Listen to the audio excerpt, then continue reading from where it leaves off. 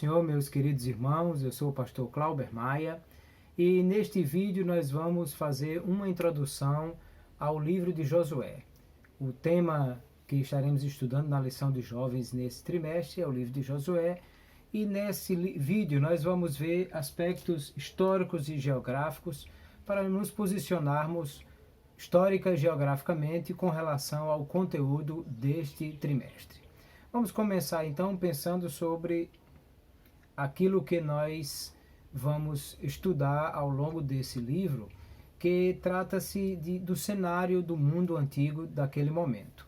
Naquele momento nós tínhamos um mundo que não era ocupado como hoje, basicamente a chamada Eurásia, a parte da Europa e Ásia, e a África e o Oriente.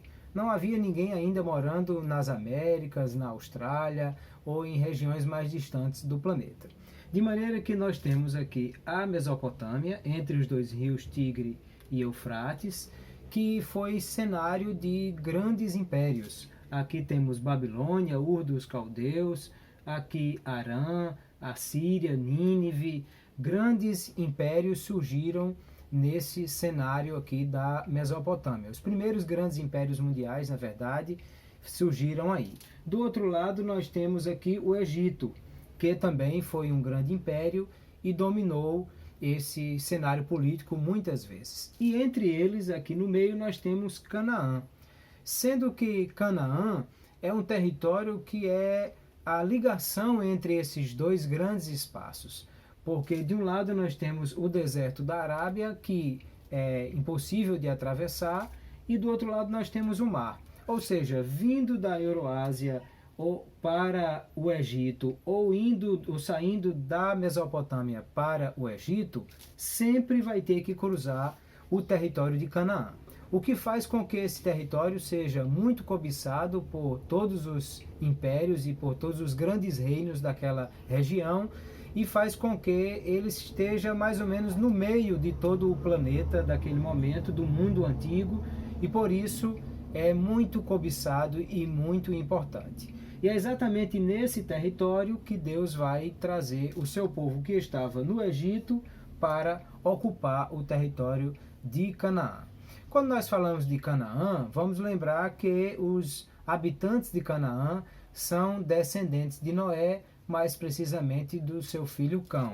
Vamos lembrar isso? Então, Noé teve 3 filhos, Sem, Cã e Jafé. No dia que Noé tomou o vinho e ficou bêbado e ficou nu na sua tenda, ele foi visto por Cão, que o texto bíblico diz pai de Canaã. Mas na verdade, Cão era pai de Cuxi, Israim, Pute e Canaã.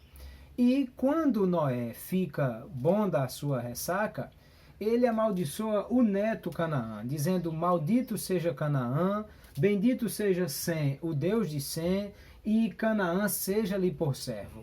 Ou seja, na verdade, Cuxi, Mizraim e Pute são os pais das grandes nações que habitaram a terra africana. Cuxi é a Etiópia, Mizraim o Egito, Pute, Líbia. E Canaã são os descendentes de Cão, do seu filho Canaã, que habitaram o que hoje chamamos de Oriente Médio e que, portanto, não desceram para a África. Então, aquele território, como vemos aqui no mapa, ele está ocupado pelos descendentes de Canaã, que o livro de Deuteronômio vai relacionar 6 heteus, também chamados de hititas, gigarzeus, amorreus, perizeus, heveus e jebuseus. No mapa nós vamos ver aonde eles estão situados aí. Sendo que aquele território não está ocupado apenas por cananeus. Nós vamos ver vários outros povos que são habitantes daquela região, porém não são descendentes de Canaã. E vamos lembrar então os povos não cananeus que são descendentes de Abraão ou da linhagem de Abraão. Lembrando que Abraão veio da região da Arábia, de Ur, e ele trouxe consigo seu sobrinho Ló. E Ló foi o pai, através das suas filhas, de Amonitas e Moabitas, 2 povos que habitaram aquela região. Abraão também teve Ismael com a egípcia Agar, e de Ismael surgiram os ismaelitas. Vamos lembrar que quando José foi vendido para o Egito, foi vendido para comerciantes ismaelitas.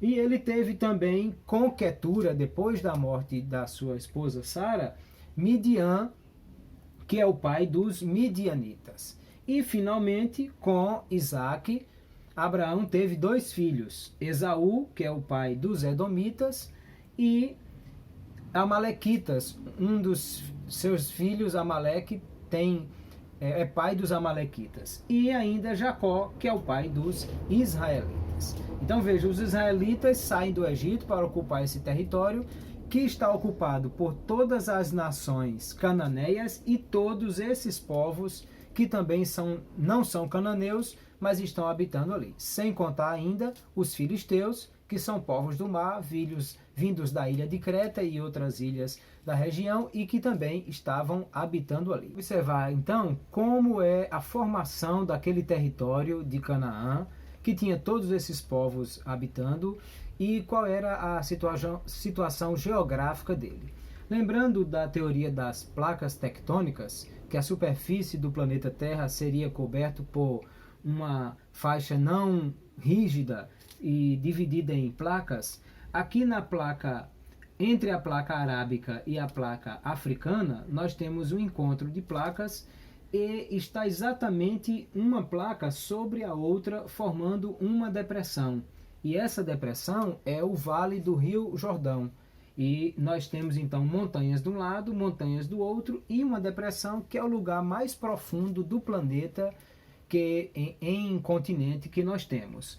E aí nós vamos ver aqui que a situação geográfica é essa: montanhas de um lado, montanhas do outro e o vale aqui no meio. Desse lado de lá nós chamamos de Cisjordânia, que é o espaço que está entre o Vale do Jordão e o Mar Mediterrâneo, e do lado oriental, Transjordânia, que é o espaço que está entre o Vale do Jordão e o deserto da Arábia. Esse é o território que precisava ser conquistado, que Deus havia dado a Abraão e a sua descendência e que Josué haveria de tomar. Nós percebemos aqui que há uma formação muito interessante. Ao nível do mar, nós temos toda a faixa litorânea, depois sobe montanhas até 1000 metros de altitude, as montanhas de Judá, onde está a cidade de Jerusalém, desce para o vale, a superfície do Mar Morto está a mais de 400 metros abaixo do nível do mar, e sobe novamente para as terras de Moabe, que são montanhas de 1000, 1200 metros de altitude. Sendo assim, nós vamos observar que o povo estava acampado em Cades Barneia quando Moisés enviou os espias, e eles voltam dizendo como é aquela terra. Deus disse que eles passariam mais 38 anos para chegar até ali.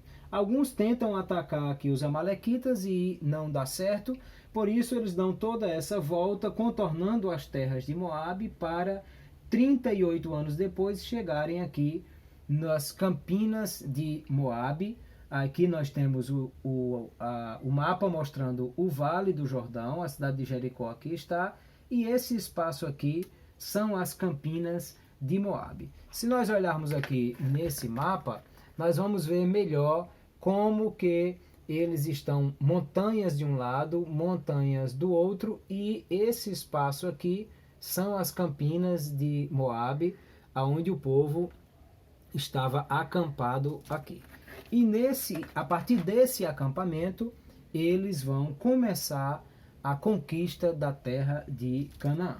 Então nós vamos lembrar, aqui o vale, a cidade de Jericó estava do lado de cá, o rio Jordão estava em cheia, os israelitas estavam aqui do outro lado do rio.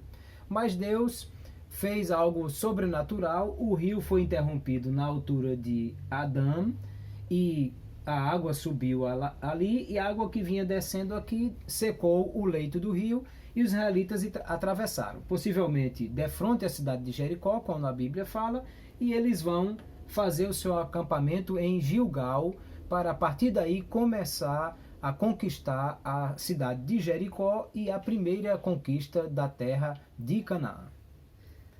A cidade de Jericó está nesse grande vale, como nós podemos ver montanhas de um lado e a cidade lá do outro lado. Como foi então essa conquista da cidade de Jericó? A cidade antiga de Jericó, esse lugar que hoje chama Tel El Sultan, que é o nome das ruínas antigas da cidade, onde foram encontradas muralhas, e a cidade foi destruída e reconstruída mais de uma vez, como a Bíblia nos mostra.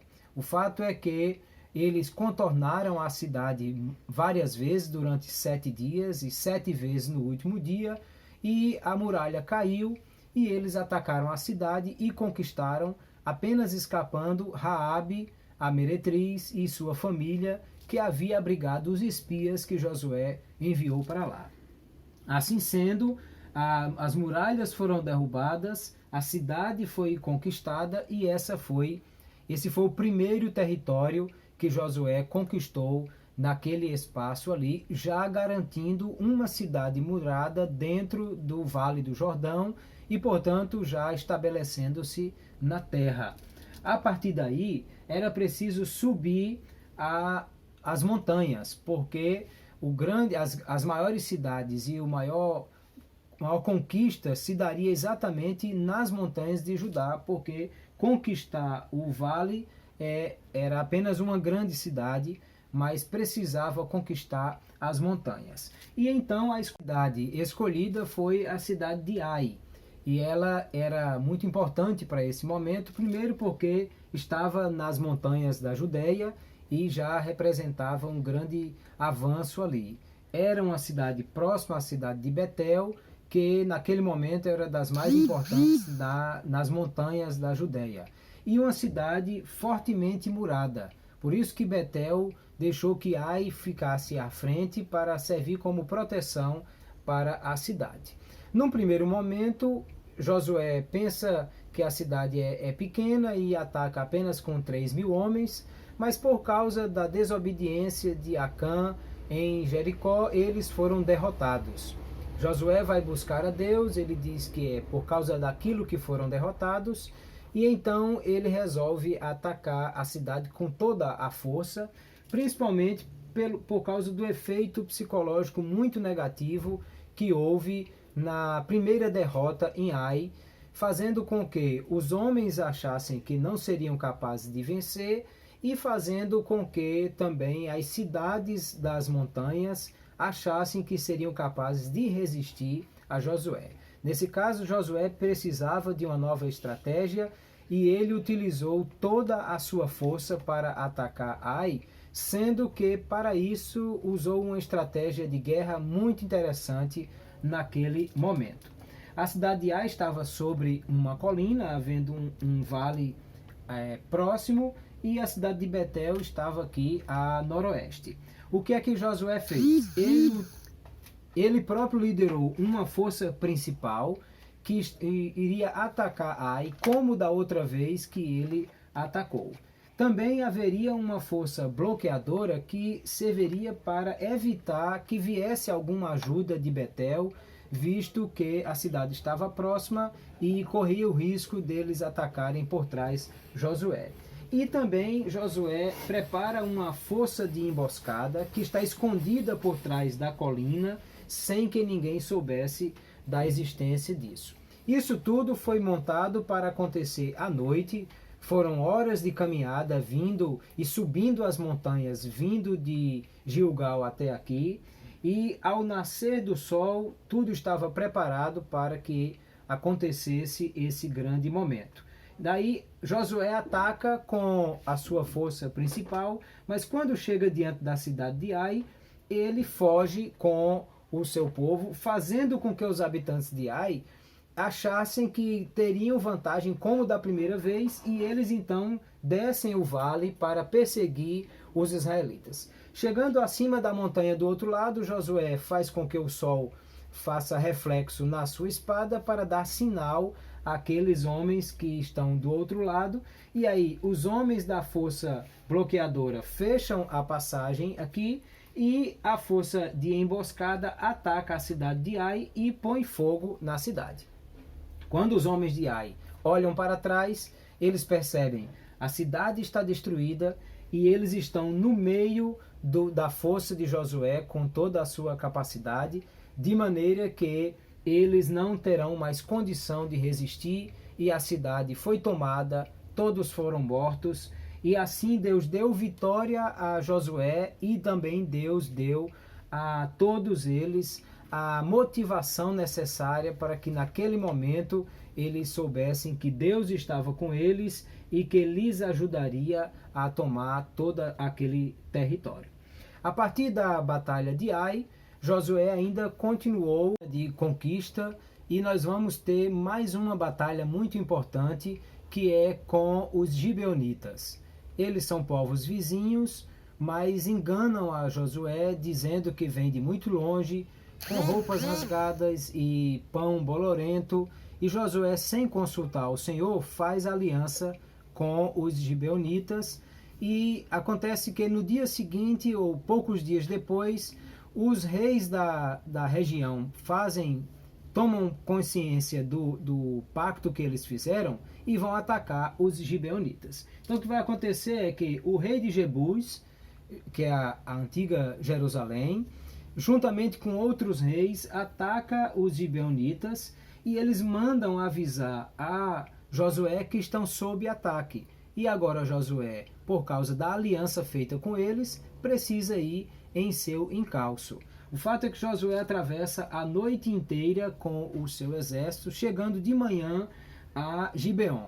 Quando os reis jebuseus e os demais percebem que Josué está atacando, eles fogem para Bet-Horon e descem para o vale de Ajalon, aonde vai acontecer a famosa batalha em que Josué, percebendo que o dia vai escurecer e que a vantagem que ele tem por causa da surpresa empreendida sobre os inimigos vai se perder, ele ora para que a lua se detenha e o sol sobre o vale de Ajalon, e aquele dia mais comprido da história dá a vitória a Josué sobre aqueles reis, já facilitando muito o que é a conquista daquele território, já avançando na região que está limítrofe entre as montanhas de Judá e a região litorânea de Israel. Depois disso, Josué ainda vai empreender uma campanha para o sul, quando ele desce até a cidade de Eglon, depois vai conquistar Hebron, que está sobre as montanhas do Cefelá, e por último, chegando até Debir, é a campanha do sul, e uma segunda campanha vai até o norte, quando ele atravessa o vale e conquista Hazor, que é uma grande cidade à beira do mar, próximo do mar da Galileia, e depois sobe até o norte, indo até o limite do território com a Síria. Lembrando que essas conquistas de Josué não foram conquistas definitivas. Na verdade, ele foi apenas para destruir as fortalezas e minar a força daqueles habitantes. Depois, gradualmente, os habitantes de Israel, os filhos de Israel, foram conquistando as cidades, reconstruindo as cidades que foram destruídas e tomando todo aquele território. Claro que ao longo da campanha, Josué conquistou muita coisa, mas nem tudo de todo o território foi possível conquistar. O que é que faltou? O mapa aqui mostra em vermelho o que foi conquistado nos dias de Josué, e nós vamos ver que principalmente as montanhas. Por quê? Porque muitos povos cananeus já tinham carros de guerra, e enfrentar carros de guerra no vale era muito complicado, porque eles levavam vantagem dada a velocidade com que eles se locomoviam. Mas enfrentá-los nas montanhas, aí era desvantagem para os carros de guerra, porque eles não tinham capacidade de alcançar velocidade por causa do território íngreme. Então, as montanhas foram conquistadas por Josué. As montanhas da Transjordânia já haviam sido conquistadas por Moisés, e da Cisjordânia Josué conquistou. O que é que faltou? Os grandes vales, como o vale de Jezreel, a parte de outros grandes vales que nós temos aqui, e a região de Jerusalém, onde os jebuseus moravam, que só Davi, muitos anos depois, é que vai conquistar, e também toda a área litorânea que os filisteus habitavam, que vão enfrentar lutas e batalhas contra os israelitas por muito tempo. Basicamente, na época de Salomão é que eles vão ser dominados, e assim foi a conquista do território de Israel. Aqui vemos aspectos históricos e geográficos que estão envolvidos e que vão servir de base para aqueles que estarão estudando esse trimestre o livro de Josué e observando todas essas questões. Que Deus abençoe a vocês. A paz do Senhor.